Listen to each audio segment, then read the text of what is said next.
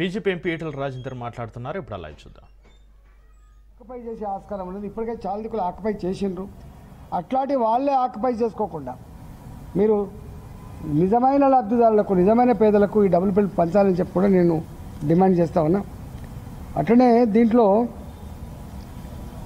ఈ మధ్యకాలంలో ఈ ఉచిత బస్సు ప్రయాణం మేమేం వ్యతిరేకిస్తలేం. దాంతో ఆటో వాళ్ళంతా రోడ్ల మీద పడ్డారు. మీకు తెలుసు, చాలామంది గ్రామీణ ప్రాంతాల్లో చదువుకున్న పిల్లలు ఆటోలు కొనుక్కునే జీవనం కొనసాగించుకుంటుండో వాళ్ళు ఉపాధి పోయి హైదరాబాద్ షిఫ్ట్ అయింది. వాళ్ళు ఆ రిజిస్ట్రేషన్, జిల్లాల రిజిస్ట్రేషన్ చూసి ఎక్కడ కూడా ఆటోలు తిరిగినా చాలన కడుతున్నారు. 5,000 రూపాయలు 10,000 రూపాయలు చాలన వేస్తున్నారు.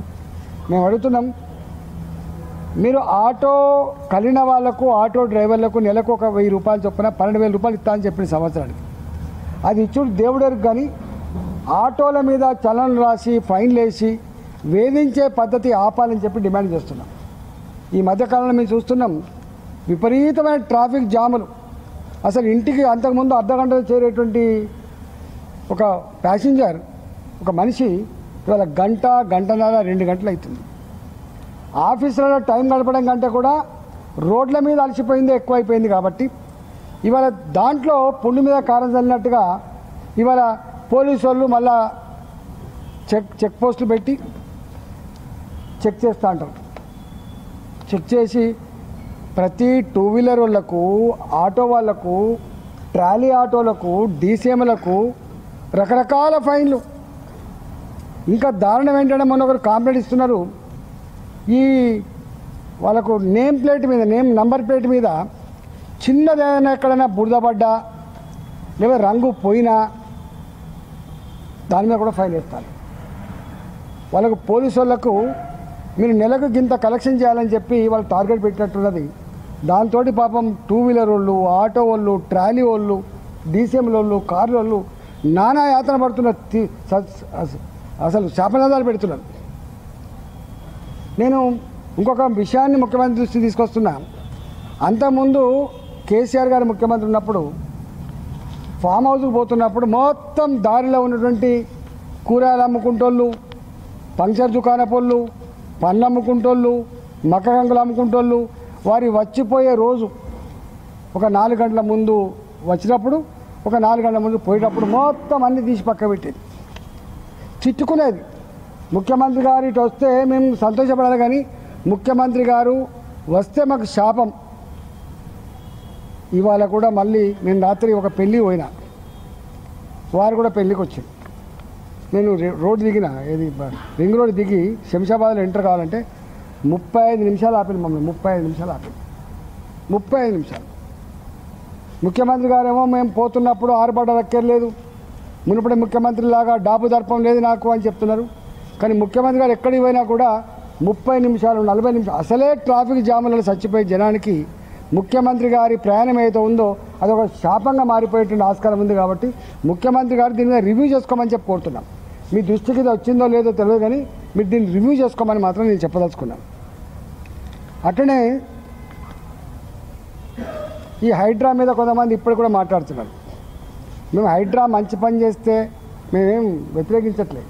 బిగినింగ్లో మొదట్లో ఈ హైడ్రా దారి తప్పి పేదల ఇళ్లను కూల్చేసినప్పుడు మేము వ్యతిరేకించినాం. కొంతమంది మాట్లాడుతున్నారు హైడ్రా ఇంత మంచి పని చేయొచ్చు. మంచి పని చేసి సంతోషపడతాం.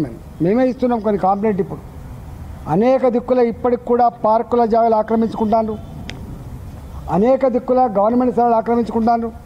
తప్పకుండా వాటిని కాపాడవలసిందే. కానీ మా గాజుల రామారం అనేటువంటి దగ్గర 50-60 ఏళ్ళ క్రితం ఏ కంకర మిషన్లు అయితే పెట్టుకున్నారో ఆ కంకర మిషన్లలో పనిచేసే వాళ్ళంతా కూడా ఒడ్డోళ్ళు పనిచేస్తారు, పేదోళ్ళు పనిచేస్తారు. ఆ కంకర మిషన్ అని కూడా ఒడ్డోళ్ళు పెట్టారు. అక్కడ 40 ఏళ్ళ క్రితం 50 ఏళ్ళ క్రితం మీరు ఎప్పుడైనా పోయి చూడండి. మనిషి జీవనానికి అనుకూలంగా ఉండే ప్రాంతం కాదు. రాళ్ళు రప్పలు, చెట్లు చేమలు, బొందలు, అసలు ప్రమాదమైనటువంటి ప్రాంతం అది.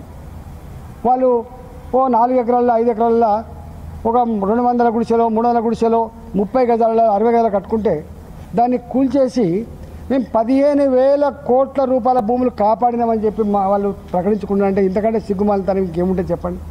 అసలు చాలామందికి కొంతమందికి గ్రౌండ్ రియాలిటీ తెలియక ఏది పడితే అదే మాట్లాడుతుంది, మంచి పద్ధతి కాదు. నేను మళ్ళీ ప్రభుత్వానికి నేను విజ్ఞప్తి చేస్తున్నా. మొన్న మీకు హైకోర్టులో స్వయంగా వర్చువల్గా హైడ్రా కమిషనర్ని కోర్టు జడ్జెస్ వాయించారు. జైల్లో పెట్టాల్సి వస్తుంది, అరెస్ట్ చేయాల్సి వస్తుంది, చర్యలు తీసుకోవాల్సి వస్తుందని చెప్తున్నాను. కాబట్టి నేను ఒక్కటే కోరుతున్నాను, మీరు మంచి పని చేయండి, కానీ మీరు ఇంకా గిట్లాంటి కేవలం దొంగల్లాగా సాటర్డే సండే మాత్రమే పోలీసు వాళ్ళందరినీ కూడా జమ కట్టుకొని ఈ కూల్చివేత పనులు ఆపమని చెప్పి కోరుతున్నాం.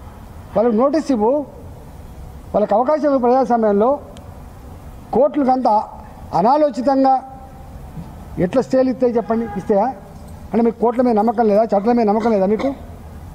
అందువల్ల ఇలా హైదరాబాద్ నగరంలో ఇట్లాంటి అన్నీ కూడా రెక్టిఫై చేయాలని చెప్పి ముఖ్యమంత్రి కోరుతున్నా. అవసరమైతే ఇప్పుడు మేము ప్రజల కోసం ఎన్నికైనాం కాబట్టి మాకేం బేజాలు లేవు. ఒకప్పుడు మేము మంత్రుల దగ్గర స్వేచ్ఛగా పోయేది, దరఖాస్తు ఇచ్చేది, మీటింగ్లు పెట్టుకునేది.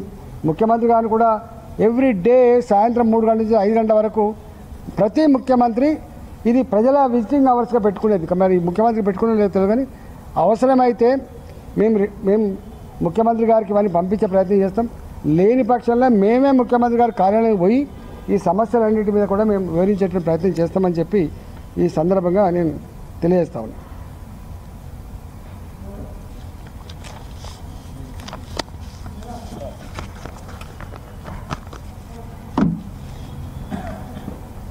జూబ్లీహిల్స్లో బీజేపీ ఓటమి చూసిన తర్వాత బీజేపీ కట్టమైపోయింది రాష్ట్రంలో.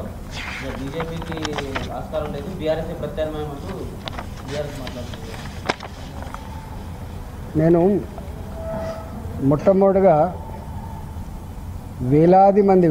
వేలాది మంది భారతీయ జనతా పార్టీ కార్యకర్తలు, వందల మంది నాయకులు,